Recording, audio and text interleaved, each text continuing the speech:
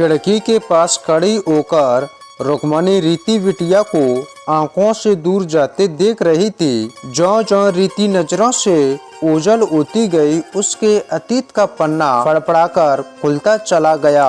रीति बस 3 वर्ष की ही थी जब विनय ने उसे तलाक दे दिया था। उसके बाद कब और कैसे उसकी बिटिया इतनी जल्दी सयानी हो गई, उसे पता ही नहीं लगा। बचपन से ही गंभीरता की चादर कैसे ओढ़ ली थी कि सारी चंचलता ही चुमंतर हो गई। एक गलत फैसले से उसका जीवन बर्बाद कर दिया। विनय जैसे रसिए को भला क्यों करना पहचान सकी। उसके बिछाए जाल में फंसकर जीवन साथी आदित्य को धोखा दे दिया। बदले में उसे क्या मिला? आखिर धोखा ही ना, साथ ही मिली तन्हाई जो हाथ पांव फैलाकर उसके जीवन में दूर तक पसर गई। आदित्य ने उससे प्रेम विवाह किया था, पूरे समाज के सामने बारात लेकर आया था।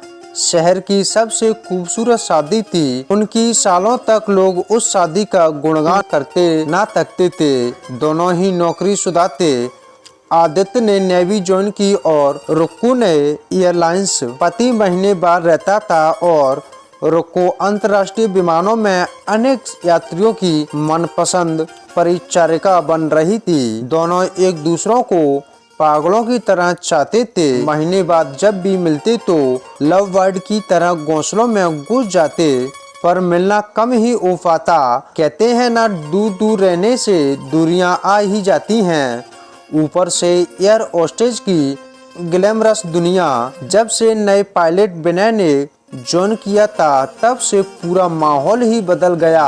हर वक्त उससे फ्लर्ट करता रहता। बालों का पोनीटेल, कानों में बालियां और ऐसे रखता जैसे कोई बड़ा शौक स्टार हो। पूरा क्रूर उसके पीछे था और वह रुक्कू के पीछे। आदित्य के ठीक विपरीत स्वभाव के इस प्राणी को रुक्मणी कभी भाव नहीं दे देती। वह उसे जितना ही टालती हुए उतना ही पीछे पीछे आता। उस रात जब घर लौटने में देर हो रही थी तो उसने विनय की कार में लिफ्ट ले ली और वहीं उसके जीवन की सबसे बड़ी गलती हो गई। रात भी कमाल थी। तूफान के साथ बारिश जोरों पर थी। लगता है जैसे पूरे शहर को डुबाकर मानेगी। ऐसे में निर्दयता से उसे वापस कैसे बेच देती। कुछ औपचारिकता तो कुछ इंसानियत के नाते उसे रोक लिया। पहले कॉपी, फिर वोदका और फिर ढेरों बातें करने ना जाने कैसे वे कुलती चले गए। यह पता ही नहीं लगा। नौकरानी खाना लगाकर अपने कमरे में सोने चली गई। महीनों से पति आदित्य से दूर का असर था या फिर उस तूफानी रात का कहर कि ना जाने कैसे 2 पैक के बाद उसकी बाहों में थी। फिर क्या हुआ उसे कुछ भी याद नहीं। कमली जब सुबह की चाय लेकर कमरे में आई तो मालकिन को निर्दोष बच्ची के समान विनय की छाती से लगा पाया। एक बार को तो उसका दिल धक से रह गया। महीनों की चुद्रा शांत हुई तो मुख पर अजीब सा भोलापन छाया था। रुक्मणी बेबी चाय, यह कहकर निकल गई। यह क्या हो गया? बीती रात से लिपटी हर बात जैसे कानों में शोर मचाने लगी। उसे अपनी ही हालात पर बुरी तरह रोना आया तो विनय पर बिकर पड़ी, पर वह तो मोटी चमड़ी का बना था। पूरी डिडाई से बोला, तुमसे कुछ गलत नहीं किया। मैं आदित्य की जगह होता तो मैं अकेले कभी नहीं छोड़ता। उसने उल्टी ही बात कहना शुरू कर दी। रुक्मणी जानती थी कि वह गलत कर रही है, पर कहते हैं ना, कोई गलती पहली बार ही गलती लगती है, दोबारा की जाए तो वह आदत में सुमर जाती है। तब व्यक्ति में एक किस्म की ढिलाई आ जाती है। रुक्मणी के साथ यही हो रहा था और विनय जैसे राशिक भला उसे कैसे सुधरने देता। पहले ही वह शराब की बोतल सी असीन असीना के नशे में डूबने को तरस रहा था। अब वह साथ ही रहने लगा। फिर वही हुआ जो अमूमन होता है। रुक्मणी उल्टियां करती परेशान हो रही थी। विनय बच्चे को हटाना चाहता था, पर रुक्मणी उसे जन्म देना चाहती थी। सबसे पहले उसने आदित्य को फोन पर यह बात बताई तो उसे गहरा सदमा लगा। चाहता तो लड़ सकता था, तमाम इल्जाम लगा सकता था, उसका अपमान कर सकता था, मगर रुक्मणी से प्यार करता था। उसकी खुशी में अपनी खुशी ढूंढकर उसने खुद ही किनारा कर लिया। प्यार के लिए शादी की थी, जब प्यार ही नहीं रहा तो फिर क्या कहता सुनता या प्रतिकर करता। बच्चे को जन्म देने के लिए विवाह की अनिवार्यता थी। रुक्मणी के पिता बचपन में ही गुजर गए थे। परिवार के नाम पर बस माँ थी। रुक्मणी के दबंग व्यक्तियों के साथ माँ की भी क्या चलती।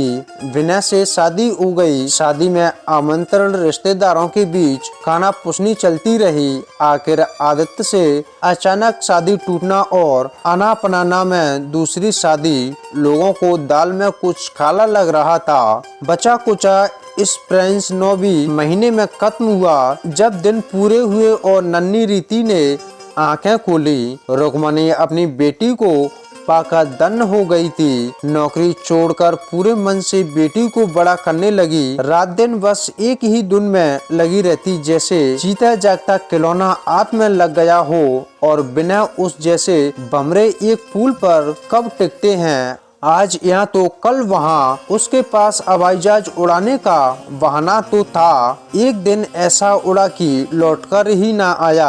बस तलाक के कागज भिजवा दिए। चोर जब जब तक चोरी करता है, उसे लगता ही नहीं वह कुछ गलत कर रहा है, पर जिस पल पछताता है उसे अपने सभी पाप याद आने लगते हैं। वह पश्चाताप की अग्नि में जलने लगता है। रुक्मणी ने अनजाने में मन पर तन की इच्छा को महत्व दे दिया था। जब उसी अग्नि में तप रही थी, आदित्य जैसे ब्रह्म पुरुष के ऊपर विनय जैसे दार वाला लवर बॉय को वरीयता देकर पछताने के सिवा और कुछ शेष न रहा। उसके पास कुछ था तो एक 3 वर्षीय बच्ची, फ्लैट और कुछ बैंक बैलेंस, जिसके सहारे उसे बेटी को बड़ा करना था। रुक्मणी याद है, विदा होते वक्त आदित्य ने कहा था, जब मन भर जाए तब लौट आना, मैं आजीवन तुम्हारा इंतजार करूंगा। मगर रुक्मणी किस मुंह से लौटती। अब उसे अपनी बेटी का भविष्य संभालना था। उसने अपनी माँ को अपने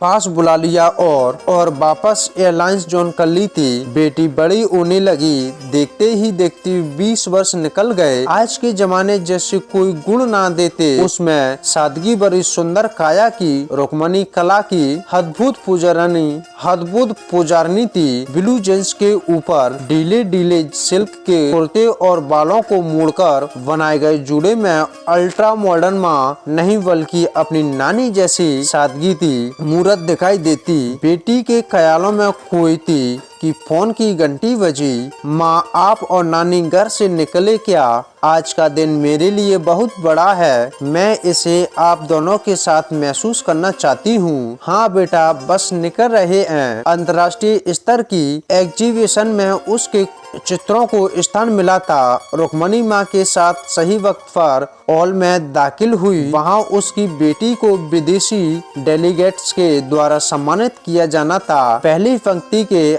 आरक्षित स्थान पर पहुँचते ही बड़ी हुई दाढ़ी में आदित्य को देखकर वह उसकी बेटी की आर्ट एग्जीबिशन की स्पॉन्सरशिप कर रहा था। इस पूरे आयोजन के पीछे उसी का योगदान था। नानी के चेहरे पर विजय भरी मुस्कान दिखी। उन्होंने ही तो रीति की जिम्मेदारियां आदित्य को सौंपकर पिता पुत्री को एक दूसरे के स्नेह का अवलंब बनाया।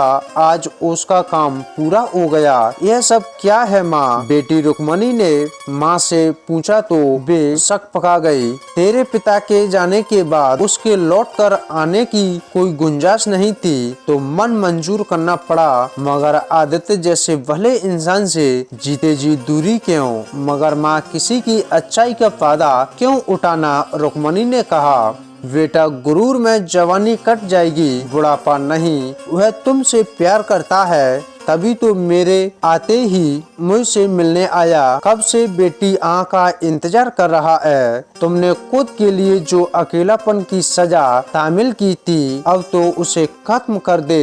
तभी माइक पर रुक्मणी को पुकारा गया। पूर्व पति और बेटी के साथ मंच पर खड़ी इन खूबसूरत पलों को महसूस कर मुस्कुराई तो दबी जवान में आदित्य ने पूछ ही लिया, रीति मुझे अपना धर्म पिता मानती हैं? इस नाते क्या तुम्हें अपनी धर्म पत्नी बुला सकता हूँ? सहज भाव से पूछे गए प्रश्न का जवाब सरलता से में देते रुक्मणी को समझते देर न लगी कि जन्मदाता से कहीं ज्यादा रीति में अपने धर्म पिता के सादे व्यक्तित्व की, इस पिता की छत्र छाया में ही उसकी बेटी इतनी सुंदर व्यक्तिगत की स्वाभिमान बन सकी। कौन कहता है रक्त संबंधी ही अपने होते हैं? प्रेम से बढ़कर कोई संवेदना नहीं, निस्वार्थ सेवा से कोई धर्म नहीं, अच्छाई से बड़ा कोई आदर्श नहीं। इन तीनों गुणों से युक्त आदित्य अपनी धर्म पत्नी व पुत्री के साथ एक आदर्श रिश्ता निभाता हुआ अत्यंत अपने ही परिवार लौट आया।